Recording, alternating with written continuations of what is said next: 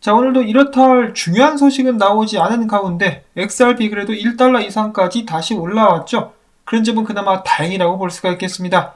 그리고 여러분들께서 잊지 마셔야 될 부분이 있죠. 바로 XRP 보유자 대상 솔로제닉 에어드랍에 대한 스냅샷이 조만간에 찍히게 될 예정입니다. 스냅샷 예정일 같은 경우는 2021년 12월 25일 새벽 5시라고 하죠. 한국 시간. 그리고 한국 거래소 중에 XRP 솔로제닉 에어드랍 지원해주는 거래소는 업비트가 유일한 것으로 알고 있습니다. 추가적으로 다른 거래소들도 있다면 글로 남겨주시면 좋겠고요. 그 외에 제가 비트루에 대해서 잠깐 말씀을 드렸었는데 몇몇 분들께서 굉장히 강력하게 비트루를 사용하는 데 있어서 부정적인 경험이 있었다라고 말씀을 하셨기 때문에 그 부분도 참고를 해주시면 좋겠습니다.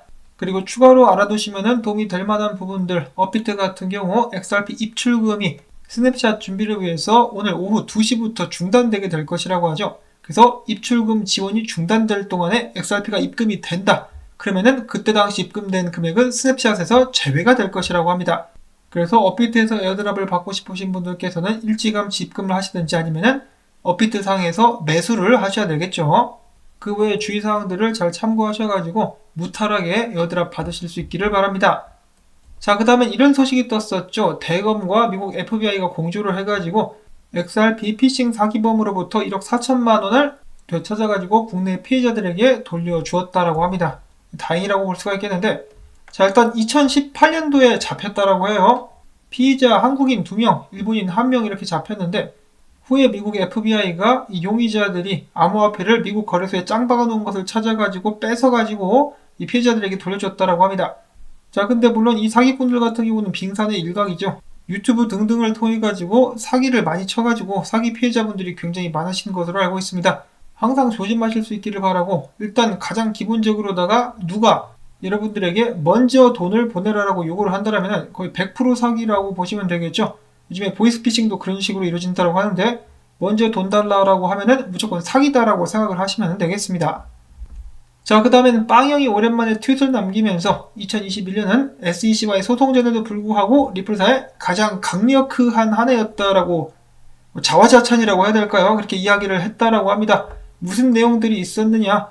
일단 XRP 기반의 ODL이 리플넷 네트워크가 처리하는 미국 달러 표시 물량의 25%나 차지하게 되었다라고 이야기를 했고요. ODL 거래량 같은 경우는 2020년도 3분기 이후 25배나 증가를 했다라고 합니다. 특히나 일본과 아랍에미레이트 쪽에 새로운 ODL 통로가 개설되기도 했었다라고 하죠. 자, 그 다음으로 부탄과 팔라우 같은 경우는 그들 국가들의 CBDC 발행을 위해서 리플사와 협력을 하겠다고 밝힌 바가 있기도 했었습니다. 즉 XRP 레저상에서 CBDC를 발행할 계획을 가지고 있다는 것이겠죠.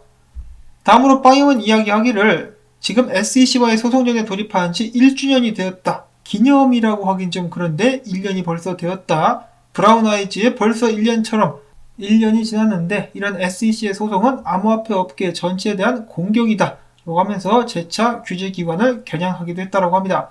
자, 특히 게리 겐슬러 SEC 위원장이 이더리움의 법적 지위 상태에 대해서 언급을 거부하자 빡쳐가지고 직접 전화를 걸기도 했었다고 하는데요. 자, 과연 이 SEC와의 소송 내년에는 마무리될 수 있을 것인가?